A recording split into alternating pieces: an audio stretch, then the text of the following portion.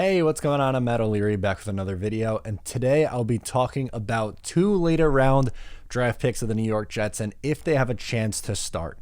Before we get started today, I just wanted to mention you can follow me on social media at Matt O'Leary NY. And if you haven't already, please make sure to check out the Just Jets podcast, wherever it is that you get your podcast. New episodes drop every single Monday. And also we're doing a giveaway. So when this channel reaches 10,000 subs, which we're slowly climbing up there, baby, we're at 967, I think, somewhere around there.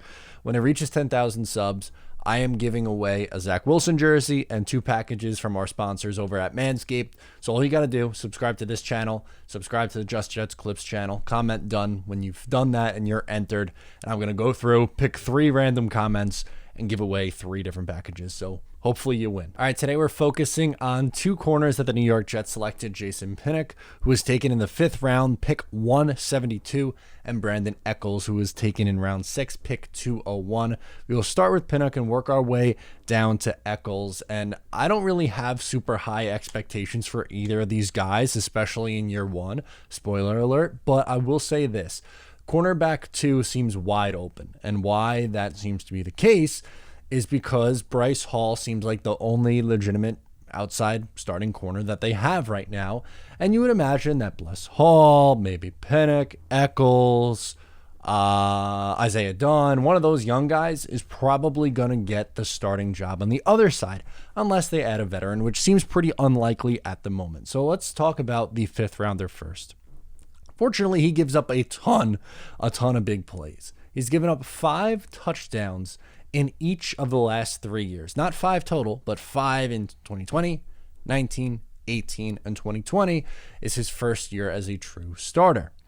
Now, in the last 2 years, 6 of those touchdowns have been of 25 yards or more. So he consistently gets beat deep, which is not a recipe for success going from Pittsburgh to the NFL. I don't see that translating well. When you look at some of his numbers for yards per reception that he's given up, he allowed 20.1 for his career, which that's not really a good number, but just in 2020, 24.5 yards per reception in 2020, which was 2nd worst in the country.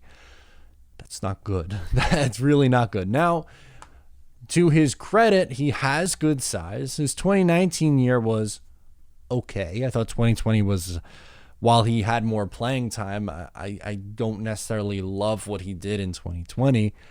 I would say it's probably a stretch. I think he's more of a developmental guy, which I understand that Echols went later, but Pinnock really, to me, it's going to take a lot for him to get a starting job on this team for this year, even with the lack of depth at the position.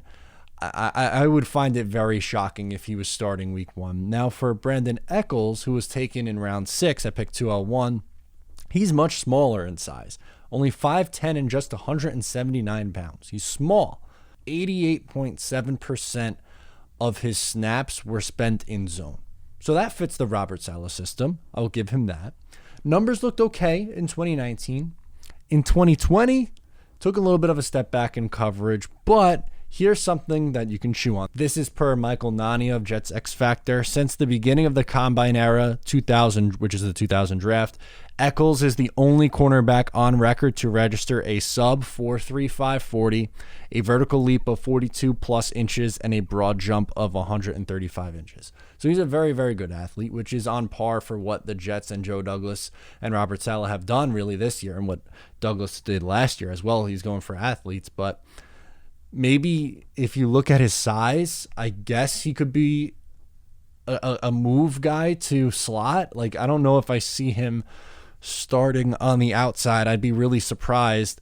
In the slot, I'd probably put Michael Carter 2 and Javelin Guidry ahead of Echols. So while the speed is clearly there, he's a speedster, I also don't see him starting. These guys seem like bottom of the roster for a while. Maybe you get something out of them, but my expectations aren't really too high for these players. We'll see what Robert Saleh can do. Now, to Saleh's credit, with the San Francisco 49ers, he got a ton out of inexperienced corners. And with his pass rush that they should get on the front 4, maybe that makes life a little bit easier for the corners and you don't necessarily have to worry about that stuff as much. That's the only silver lining that I could really come up with. But if we are at week 1 against the Carolina Panthers and we're watching and we see Brandin Echols for the New York Jets starting on the outside or Jason Pinnock starting on the outside, I'd be surprised. Even Echols in the slot, I would be surprised. Which, if I had to pick one, I would guess Echols is probably more likely than Pinnock to start, but I would be very, very, very surprised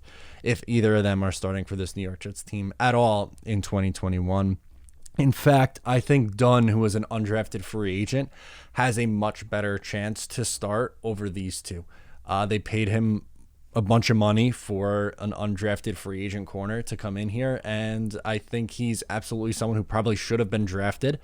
And I don't know, I think just is a better, well-rounded player than both of these two guys. So if Echols repeated his 2019 season, he probably goes a little bit earlier, but 2020 wasn't great for him, and maybe I'm holding that against him a little bit too much, but sorry, I don't think either of these guys are starting caliber guys at the NFL level. Let me know what you think of both of them in the comments below or on social media. Thank you so much for tuning in. Once again, I'm Matt O'Leary. Make sure to subscribe, and I'll talk to you next time.